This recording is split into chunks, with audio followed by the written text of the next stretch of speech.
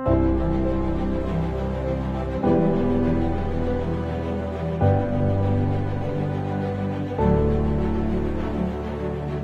फिरोजशाह मेहता यांच्या पुतळ्याला सोमवारी 100 वर्षे पूर्ण झाली। छत्रपती शिवाजी महाराज टर्मिनस परिसरात आणि पालिका मुख्यालयासमोरील हा पुतळा मुंबईची खास ओळख आहे। पुतळ्याच्या समोर सेल्फी पॉइंट आहे। दररोज मोठ्या संख्येने तरुण तरुणी आणि मुंबईकर्स त्याचसोबत परदेशातील नागरिक देखील या ठिकाणी येतात आणि सेल्फी काढतात। पण याच परिसरात असलेल्या या पुतळ्याविषयी काहींना माहिती आहे तर काहींना नाही। सर फिरोजशाह मेहता हे कोण होते आणि पालिकेसमोर त्यांचा पुतळा का उभारण्यात आला आहे जाणून घेऊयात थोडक्यात।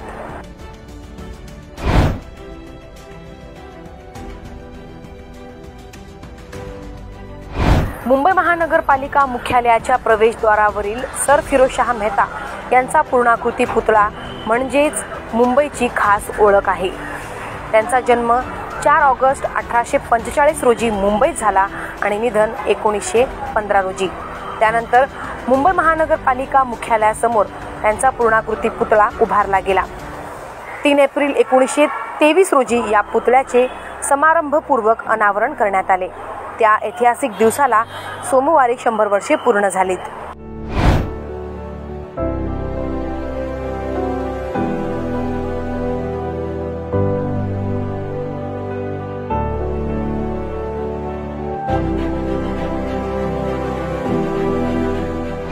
अतिशय तख्खल बुद्धिमत्ता लाभलेले फिरोजशाह मेहता यांनी मुंबई महानगरपालिका अधिनियमाच्या निर्मितीत सर्वात मोठे योगदान दिले आणि त्याचा पाया रचला।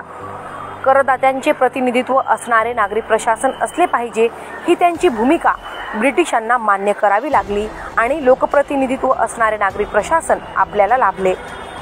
फिरोजशाह मेहता यांचे विचार 1872च्या महानगरपालिका अधिनियमात समाविष्ट करण्यात आले आणि त्यातून नागरी स्वातंत्र्याचे बीजारोपण झाले। अधिनियम तयार करणाऱ्या परिषदेचे ते स्वतः सदस्य होते। नवीन म्युनिसिपल कायद्याच्या चर्चेत ते कायम नागरिकांच्या व करदात्यांच्या बाजूने बोलत असे।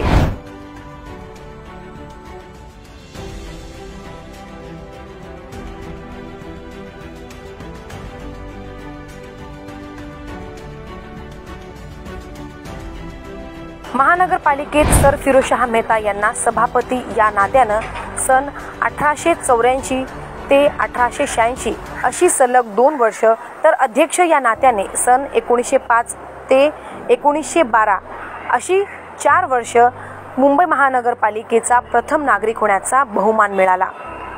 महानगरपालिकेच्या इतिहासातील हे पहिलेच उदाहरण होते।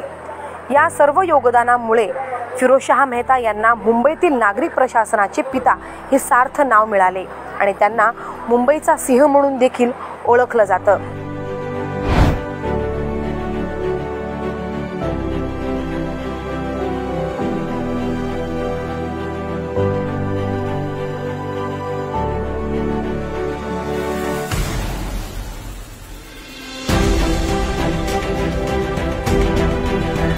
मुंबई लोकमतसाठी सीमा आहे।